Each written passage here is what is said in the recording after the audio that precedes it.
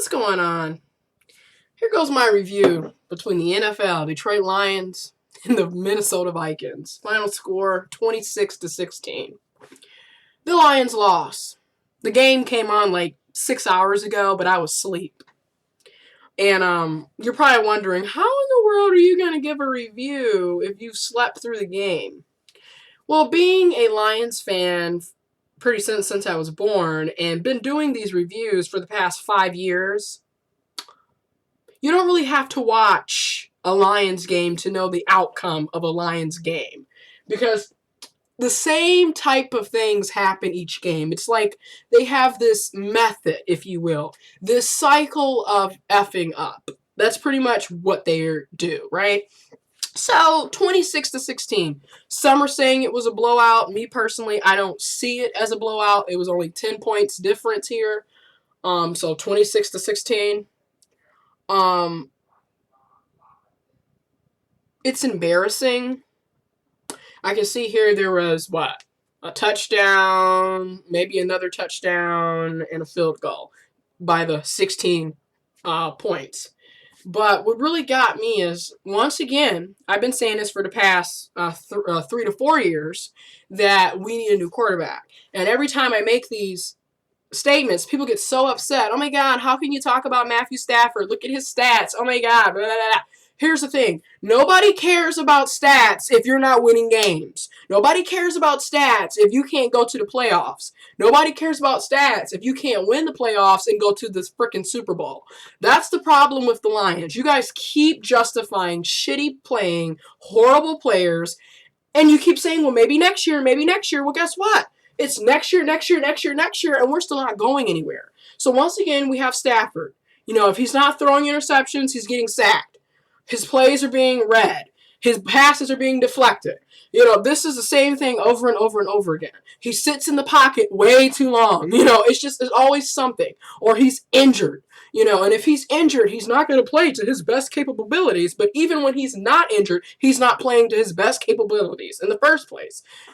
We've had Stafford for 7, 8 years, and we haven't done anything in those 7, 8 years. We get excited. 2011 season, we got so excited because we went like 5-0. We went 5 straight games and didn't lose. We didn't start losing until October. And I remember when it was, I'll never forget this. This was in October 2011, and they played against the Chicago Bears, I believe. And we won by like 3 points, and that was also Monday Night Football, and everyone was like, "Ooh!" And we were so happy about that. But then, like, the next game we lost, and then that ended up kind of being the trajectory of what was to come. So it's horrible. Then our defense, is not like it used to be. Like when it was Ndamukong Suh and Nick Farley and everyone out there, and we were ranked as one of the best defense in the NFL. Now it's like, what is going on? We're not really swallowing up people like we used to, right? And then and this is the thing, we do have dynamic players. We do have, some explosion players where if they can get the ball, they can make a play. But the problem is, if they can't get the ball because your quarterback is either throwing an interception, passes are being deflected, he's being sacked, his plays are being read, then that receiver is never going to get that ball. So we can have the Golden Tates, we can have the Calvin Johnsons. It really doesn't matter if they can't get the ball, and we're my God, we're 0-2 now. We've lost 2 games. This is how we start the season off. And it's really weird because in the playoffs, we were 3-1. We won 3 games and only lost 1 game. But see, this is my whole point. This is why you cannot base the preseason off the real season, because we can be really amazing in the preseason and suck ass in the real season, or we can be really sucky in the preseason and kick ass in the actual NFL season. It's like you can't. And then with the Lions, we screw ourselves. Like literally, last week's game, it was 21-3 for the longest. We were up 18 points, and we allowed them to come back on us. And the final score ended up being 33-28, with the Lions losing. And then this game, same situation. It's like, come on, we screw ourselves. And then we always want to give excuses for the shitty players and the shitty, plays. I mean, it's just annoying, and that's another thing. People always ask me, like, when are you going to go to a Detroit Lions game? I mean, you live in Michigan. You live in Flint, Michigan, about 45 minutes to an hour away from Detroit. When are you going to go?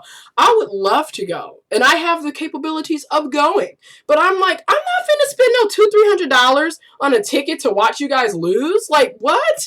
It's just ridiculous. But anyways, see you next week, right? Because that's what we always say, right? See you next week. Maybe next time. That's pretty much the slogan for the Detroit Lions fans. We need a new quarterback. Our quarterback is not precise. He's not accurate. We don't have time for this. We need a new quarterback. It's just that damn simple. I don't understand. This is like, I was just talking to my mother about this. The NFL is like one of those jobs where you can suck ass and still get paid. Like, seriously, in normal jobs, if you're not performing to the level that you should, you get fired. Here, they continue to keep a job. I mean, 7-8 years with Stafford, and we haven't went anywhere. And he's still making all this money, even though he sucks. Anyways, like I said, that was my NFL review. And mind you, I didn't even have to watch the game to know how the outcome was going to be, right? Because it's kind of... It just is what it is. Once you've seen a Lion game, you've seen them all. Anyways, if you like this video, thumbs it up. Subscribe to the channel. Hit me up on social media. Links are in the description box below. I'm out of here. Deuces.